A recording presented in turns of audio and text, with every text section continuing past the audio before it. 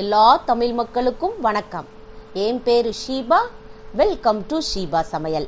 இன்னைக்கு நம்ம வீட்டு சமையல்ல முருங்கைக்காயினுடைய சதை பகுதியில கிரேவி தான் செய்ய போறோம். இது ரொம்பவே டேஸ்டியா இருக்கும், அதே சமயத்துல ரொம்பவே ஹெல்த்தியான ரெசிபியும் கூட.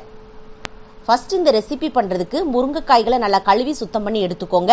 ரொம்ப பிஞ்சு காயும் வேண்டாம், முத்தின காயும் வேண்டாம். இப்போ இந்த முருங்கைக்காய்களை நம்ம வேக வைக்கிறதுக்காக தேவையான உப்பையும் போட்டு தண்ணியும் ஊற்றிக்கிடலாம். நான் இன்னைக்கு குக்கரில் தான் வேக வைக்கிறேன். நீங்கள் கடாயில் ஓட மூடி போட்டு வேக வைக்கிறா இருந்தால் வேக வச்சு எடுத்துக்கோங்க. நான் இன்னைக்கு 2 விசில் விட்டு வேக வச்சு எடுத்துருக்கிறேன். கடாயில் நீங்கள் வேக வைக்கிறதா இருந்துச்சுன்னா ஒரு 10 நிமிஷம் வேக வச்சு எடுத்துக்கோங்க.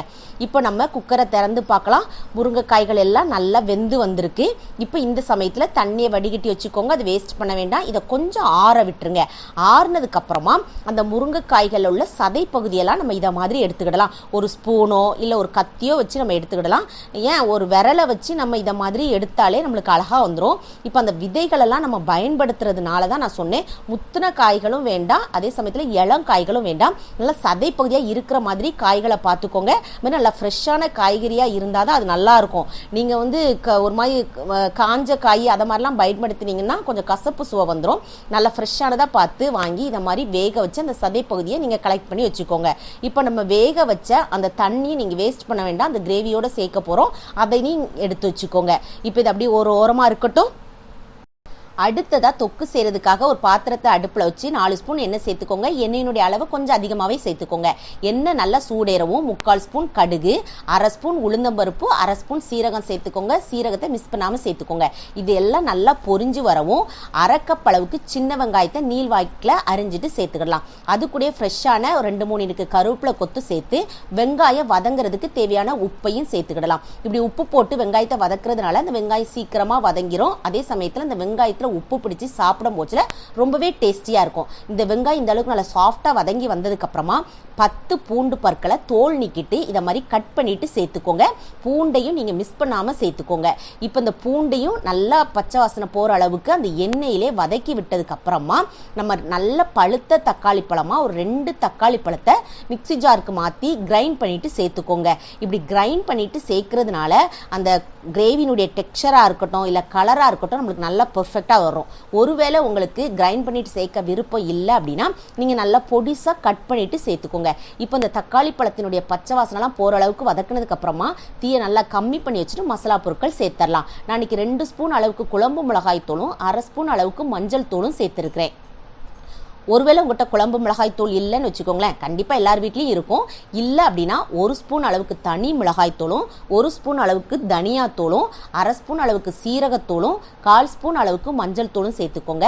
இப்போ இந்த பச்சை வாசனை எல்லாம் நம்மளுக்கு நல்லா போகணும். அதனால தீயை கம்மி பண்ணி வச்சுட்டு ஒரு 3 நிமிஷம் நல்லா வதக்கி விட்டுக்கோங்க. இந்த அளவுக்கு நல்லா வதக்கி வந்ததுக்கு அப்புறமா நம்ம காய் வேக வைக்கும் போதுல தண்ணி ஊற்றணும் இல்லையா, அந்த சூப்பையும் சேர்த்துக்கோங்க. தண்ணியினுடைய அளவு இவ்வளோதான் கிடையாது. நீங்கள் அந்த சதை பகுதி எடுத்து வச்சிருப்பீங்க பாருங்க, அது எந்த அளவுக்கு இருக்கோ அதுக்கு ஏற்ற மாதிரி நீங்க தண்ணியும் ஊற்றிக்கிடலாம். இப்போ இதில் கூட ஒரு டம்ளர் தண்ணி சேர்க்கிறதா இருந்தால் கூட நம்ம சேர்த்து இதை நல்லா மிக்ஸ் பண்ணி எடுத்துக்கோங்க. இப்போ இதில் உள்ள பச்சை வாசனைலாம் போய் நல்ல எண்ணெய் தகன்னு பிரிஞ்சு வரணும். அந்த அளவுக்கு இதை நல்லா குக் பண்ணி எடுத்துக்கோங்க. இப்போ பாருங்க நல்லா குக் ஆயிருச்சு. இப்போ இந்த சமயத்தில் நம்ம வேக வச்சு எடுத்து வச்சிருக்கிற அந்த சதை பகுதியை இது கூட சேர்த்துக்கிடலாம். இப்போ இதை சேர்த்துட்டு நல்லா மிக்ஸ் பண்ணி எடுத்துக்கோங்க. நம்ம ஏற்கனவே உப்பு வெங்காயம் வதங்கும் போச்சுலையும் போட்டோம், காய் வேக வைக்கும் போச்சுலையும் நம்ம உப்பு போட்டிருக்கிறோம். ஒருவேளை உப்பு கரெக்டாக இருந்துச்சுன்னா நீங்கள் விட்டுருங்க. உப்பு காணலை அப்படின்னா சேர்த்துக்கோங்க. எனக்கு கொஞ்சம் கம்மியாக இருக்கிறதுனால நான் இப்போ கொஞ்சம் உப்பு சேர்த்துருக்கிறேன். இப்போ இது எல்லாத்தையும் நல்லா மிக்ஸ் பண்ணிக்கோங்க. எல்லாமே நல்லா குக் ஆகிருக்கு. இது ரெண்டும் மிக்ஸ் ஆகி கொஞ்சம் குக் ஆகணும், அவ்வளவுதான். டைம் ரொம்ப நேரம்லாம் எடுக்காது. மீடியம் ஃப்ளேமில் வச்சு மூடி போட்டு ஒரு 10 நிமிஷம் வேக வச்சுக்கோங்க. இடையில அப்பப்போ 2 முறை நல்லா கலந்து விட்டுக்கோங்க. இப்போ பாருங்க பெர்ஃபெக்டான அந்த முருங்கைக்காய் சதை பகுதி கிரேவி நம்மளுக்கு அழகா ரெடி ஆயிருச்சு பாருங்க. சாப்பிட்றதுக்கு அவ்வளோ ஒரு டேஸ்டா இருக்கும். இப்போ ஒரு கைப்பிடி அளவுக்கு கொத்தமல்லி தலைகளை நல்லா பொடிசா கட் பண்ணிட்டு சேர்த்துக்கோங்க. அதனுடைய மனம் ரொம்பவே சூப்பரா இருக்கும். இப்போ இதை ஒயிட் ரைஸ் கூட மட்டும் இல்லை, நல்லா சூடா இருக்கிற இட்லி, நல்லா மெத்துன்னு இருக்கிற தோசை கூடலாம் வச்சு சாப்பிட்டு பாருங்களேன், செம்மையா இருக்கும். நிறைய பேர் முருங்கைக்காய்களை விரும்புறது கிடையாது. ஒன்று சவைச்சு சாப்பிட அது சோம்பேறித்தனம், இன்னொன்று வெக்கப்பட்டு சாப்பிட மாட்டாங்க. ஆனால் அவங்களுக்குலாம் இதை மாதிரி ரெசிபி செஞ்சு கொடுங்க, எல்லாரும் ரொம்ப விரும்பி சாப்பிடுவாங்க. இது ஒரு ஹெல்த்தியான ரெசிபி, அதனால கண்டிப்பாக உங்க வீட்டில் செஞ்சு பாருங்க. செஞ்சு பார்த்து உங்கள் ஃபீட்பேக்கை கமெண்ட் பாக்ஸில் சொல்லுங்கள். வீடியோ பிடிச்சிருந்தா லைக் பட்டனில் தம்ஸ் அப் கொடுத்துருங்க. தம்ஸ் அப் கொடுத்த கையோடு உங்கள் ஃப்ரெண்ட்ஸ் ஃபேமிலியோடு ஷேர் பண்ணிடுங்க. ஃபர்ஸ்ட் டைம் வியூவராக இருந்தால் சப்ஸ்கிரைப் பண்ணி சப்போர்ட் பண்ணுங்கள். நான் இன்னொரு வீடியோவில் இன்னொரு வித்தியாசமான சுவையான மனமான ரெசிபியோடு நான் உங்களை சந்திக்கிறேன். அது வரைக்கும் டாடா பாபாய்.